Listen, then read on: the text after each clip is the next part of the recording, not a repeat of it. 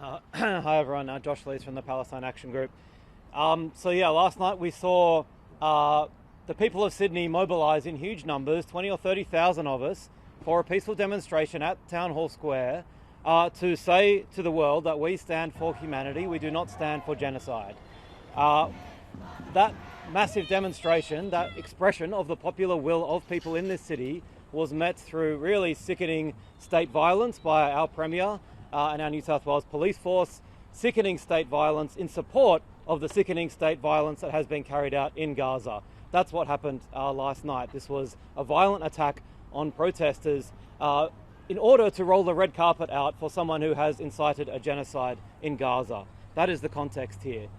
We've all would be aware of many of the brutal stories, of course, the videos that are going around of a man with his hands raised in surrender being pummeled by riot police, another man thrown to the ground, two police kneeling on him while police repeatedly punch him in the head and the kidneys. We saw, of course, the Muslim men kneeling in prayer, again attacked by police. There are so many stories coming in. An old woman, I'm told, has 4 cracked ribs from her violent treatment overnight. I personally witnessed a young woman who was just trying to leave by herself, not as part of a crowd, grabbed by the hair, thrown to the ground and arrested. Another 77-year-old man was violently arrested. He was punched. He suffered serious injuries. He can't walk properly today.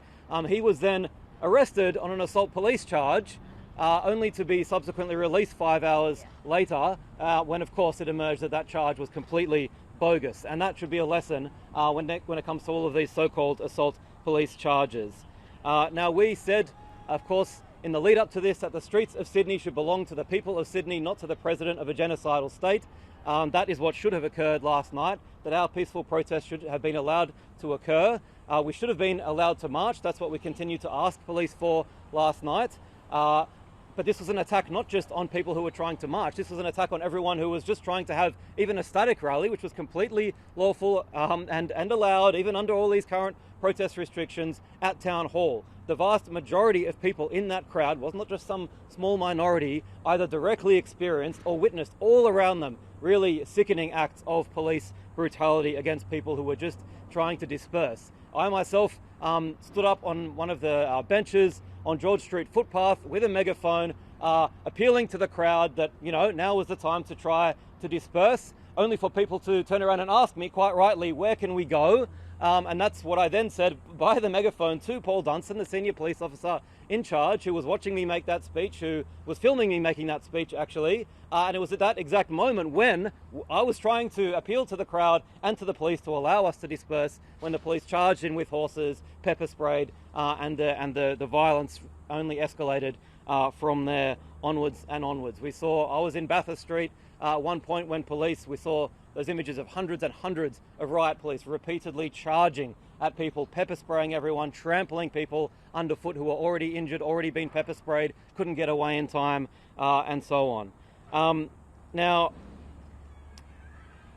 as I said, Chris Minns has unleashed this really horrific police violence last night. One of the most outrageous lines that Chris Minns is trying to use today to justify that police brutality is that supposedly, if that didn't happen, that we in some way pose some threat to Jewish people in Sydney or to the people attending the Herzog event at the ICC. Now, this is so dishonest. Chris Minns knows that this is a complete lie, because the people who were trying to march in the opposite direction of that event that was taking place. Chris Minns cannot possibly use that event as an excuse for the sickening police brutality meted out to all of us.